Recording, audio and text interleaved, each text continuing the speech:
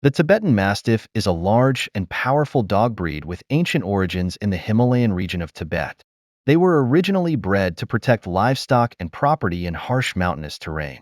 Physically, Tibetan Mastiffs are impressive, with a thick double coat that provides insulation against the cold. Their coat can come in various colors, including black, brown, red, and blue-gray.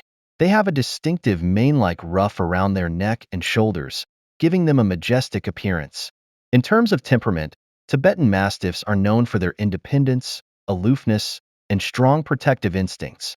They are fiercely loyal to their family but can be wary of strangers. Proper socialization and training from an early age are essential to ensure they develop into well-mannered companions.